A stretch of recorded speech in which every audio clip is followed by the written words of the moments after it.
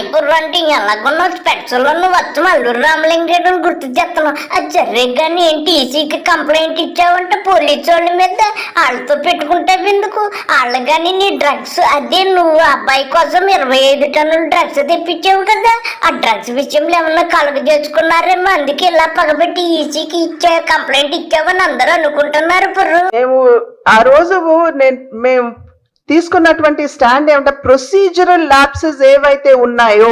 పుర్రంటి గారు, నేను ప్రొసీజర్ కోసం అడగలేదండి. మీరు పోలీసుల మీద ఈజీ కంప్లైంట్ ఇచ్చారు కదా, అదే మీ మరిది గారు చెప్పారు, మీరు పాటించారు, పోలీసుల మీద కంప్లైంట్ ఇచ్చారని అందరూ అనుకుంటున్నారు. నీకు అన్నీ తెలుసు, అయినా గాని నిన్ను అడుగుతూ ఉంటావు. నీకు తెలుసు కదా నా మరిది అంటే నాకు ఎంత ప్రేమో.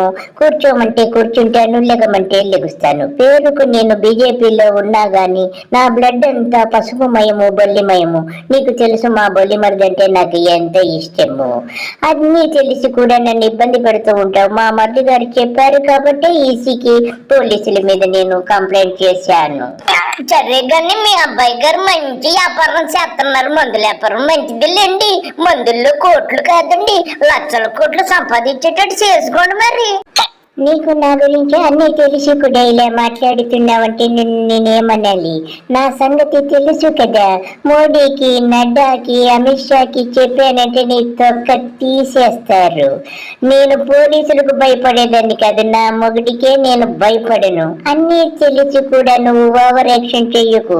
ఈసీ కన్ని కంప్లైంట్ ఇచ్చాను, ఆ పోలీసులు తీసి పక్కన పెట్టారు. వాళ్ళు పగబట్టడం ఏమిటి? నేను పగబడితే నేను పాముతో సమానము. నీకు తెలియదేమో, నా మరిది కోసం నేను ఎంతకైనా బరి తగ్గిస్తానని నీకు తెలియదా? ఇంతేనా నా గురించి తెలుసుకున్నది నీవు? అందరూ అంటుంటే ఏమో అనుకున్నానండి, ఇప్పుడు చూస్తుంటే తెలుస్తుందండి. మీరు చాలా గొప్పవారండి, పాము కంటే మీరు చాలా ఇసమని కూడా ఇప్పుడే తెలిసిందండి బాబు. నమస్కారం అండి.